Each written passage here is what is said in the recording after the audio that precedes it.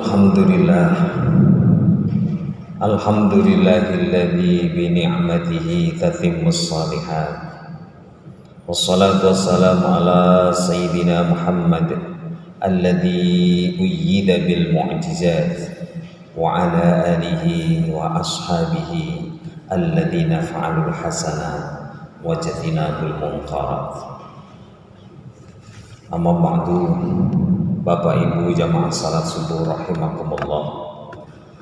Alhamdulillah, alhamdulillah, pada pagi hari ini kita masih bisa menyempurnakan kebaikan karena nikmat yang diberikan oleh Allah kepada kita.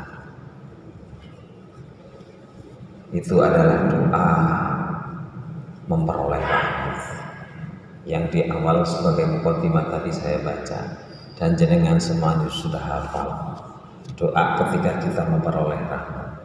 Alhamdulillahilladzi bi ni'matihi tatimmus shalihat. Kalau kita dapat nikmat, itu yang kita baca.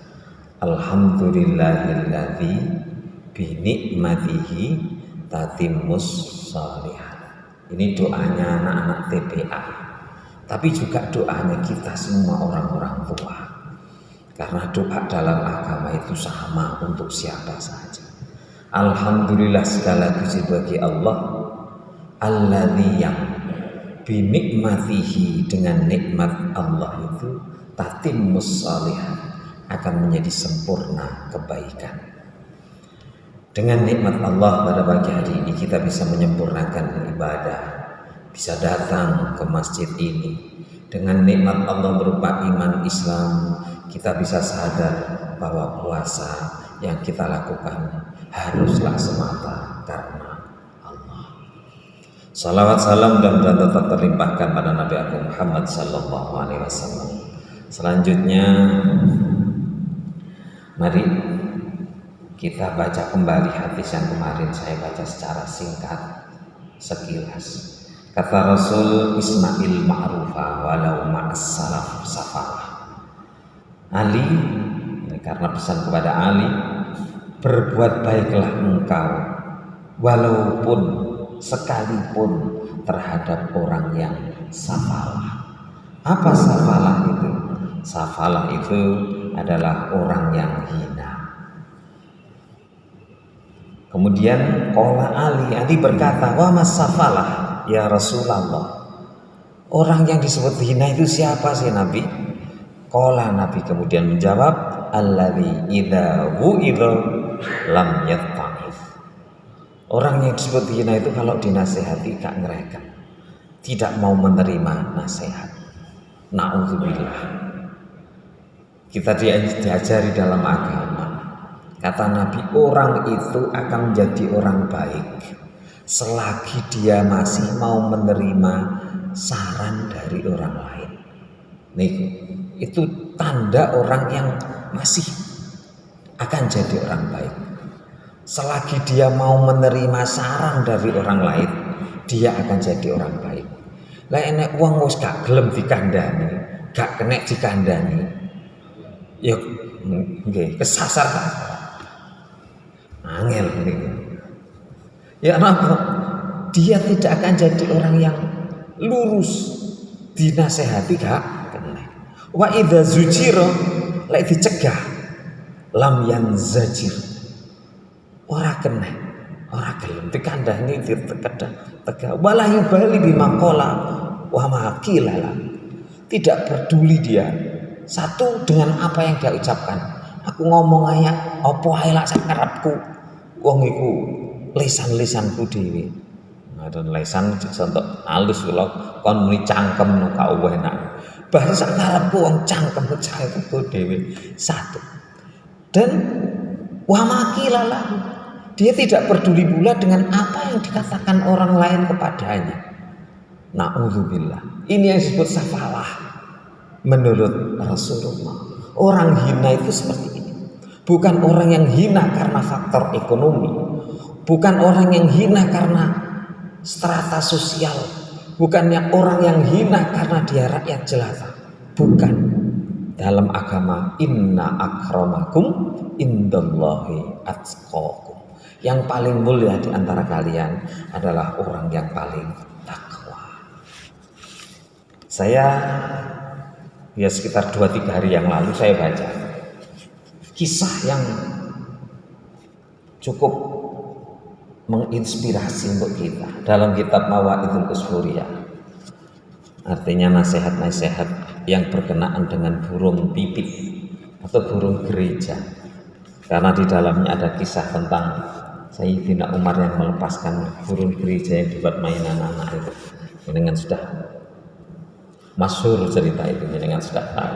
Di dalam kitab ini ada sebuah kisah yang mungkin bisa kita jadikan pelajaran agar kita jadi orang tidak mudah menghinakan orang lain. Ini saya baca tapi cukup panjang, nanti saya baca ambilnya aja. Wa ala hadza, atas hadis di atas, hikayatun, ada sebuah hikayat, anna rajulan mata ala adi Musa. Ada seorang laki-laki yang meninggal di zaman Nabi Musa.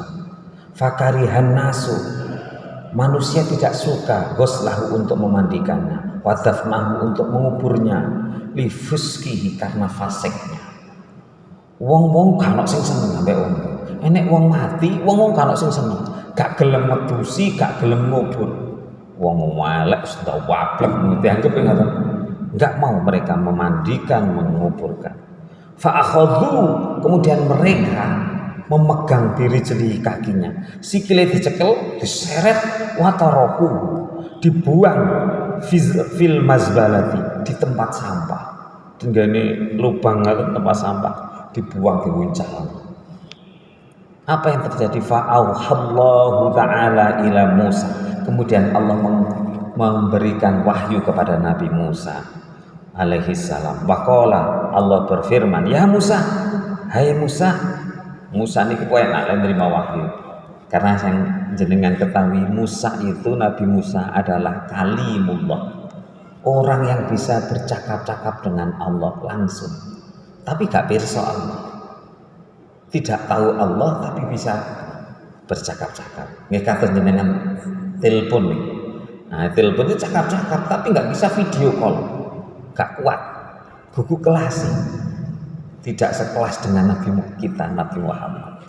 Kemudian Allah beritahu kepada Nabi Musa, ya Musa, hai Musa, mata rajulun fi mahallatin fahallati fulanin fil mazbalah. Musa, enek wong lanang mati nduk panggonane kaum di dekek nduk mazbalah, yaitu tempat lubang untuk sampah. Wa wali min auliya, dia itu kekasihku, dia itu waliku di antara wali-waliku, gitu. Walam yaksiluhu walam yakfinuhu walam yadfinuhu. Wong-wong gak gelem fusi, gak gelem ngafani, gak gelem ngubur, gitu. Fadhhab anta faksilhu wa kafinhu wa sholli alaihi wa dfinhu. Budhalo Musa, golek ana nduk kampung kene, dusana, kafanono, salatono, kubur, gitu. Silhu, ikfinhu, sholli alaihi wa dfinhu. Pokoknya rahmutan 4 yang harus dirawat pada orang yang meninggal itu, mulai mandikan, mengkafani, mensolatkan dan menguburkan. Faja'am, kemudian datang Musa, Nabi Musa ila tilkal mahalla, kemudian datanglah Nabi Musa ke tempat itu. Wasa'alahum anil mayit, Nabi Musa tanya kepada penduduk itu, anil mayit itu, dari mayit, enek wong mati ada gini gitu. Faqalu, maka mereka menjawab lah kepada Musa, mata telah mati rajulun, orang laki-laki, min sifati kada au kada. Iya, enek wong mati tapi sifatnya welek, kelakuannya welek, seperti itu. Kemudian bagaimana? Annahu kana fasikon, wong iku fasik. Kemudian muklinan, oleh fasik niku muklinan. Muklinan niku terang-terangan. Mulane kula jenengan iki satu pelajaran.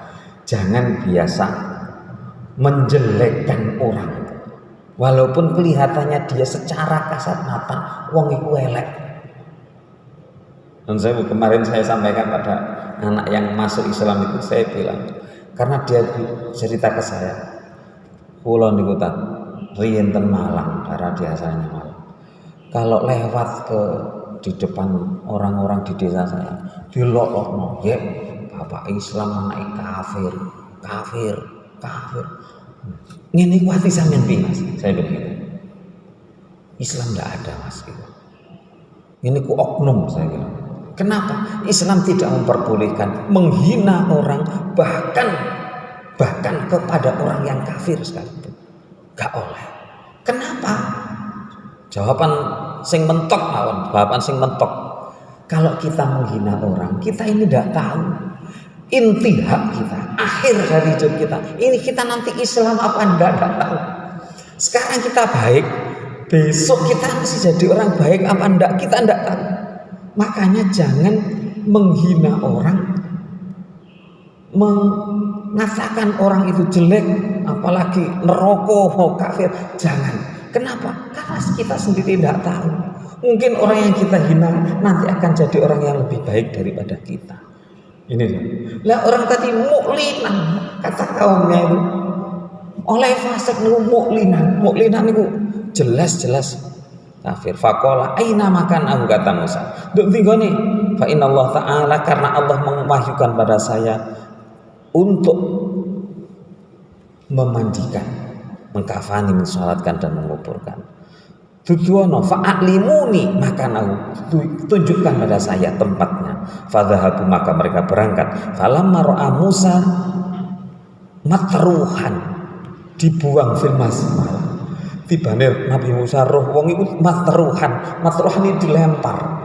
Matruhan fil masbalah fa akhbarahun nas an su'i af'alihi. Kemudian manusia kaumnya itu memberitahukan tentang jeleknya manusia tadi. Naja Musa, kemudian Nabi Musa naja niku munajat. Naja Musa Rabbahu. Musa kemudian bertanya kepada Tuhannya, Ilahi amartani bidafnihi wassalati alaihi wassalata alaihi wa qaumuhu yashhaduna alaihi syarran fa anta a'lamu minhu bisana wattaqbi. Gusti jenengan merintahkan kula jenengan kengken memandikan, merawat, mensolatkan dan menguburnya.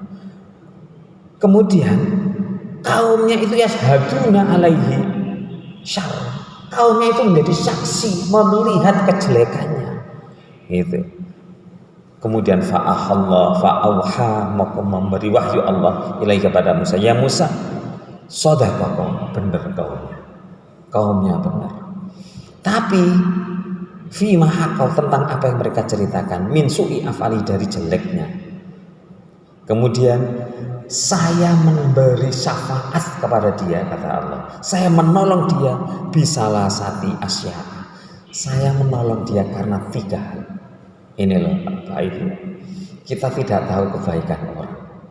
Orang itu dikatakan orang jelek, ternyata di akhir hidupnya dia taubat kepada Allah. Dia taubat kepada Allah. Jeleknya itu bukan jelek kepada orang loh. Kalau jelek kepada orang itu cara taubatnya minta maaf pada orang. Dia jelek kepada Allah itu gampang, minta maaf pada Allah, Allah akan mengampuni. Dia melakukan 3 hal. Napa mawon itu, sehingga saya catat dia menjadi orang yang bagus dan saya tulis sebagai waliku. Andaikan semua manusia minta dengan persyaratan 3 yang dia lakukan, semua orang akan saya jadikan wali, kata Allah. Apa? 1, ketika dia mau meninggal itu begini. Irtakabtu, saya melakukan kemaksiatan ya Allah, ma'akarohatil maksiat. Kula niki nglakoni maksiat, kula niki ati kula niku kuweting ambek maksiat. Kenapa? 1, karena hawa nafsu dan rafiqus. Konco kula jenenge iblis dan hawa nafsu saya. Ini yang mendorong saya. Tapi saya melakukan kemaksiatan itu dengan hati yang enggak enak.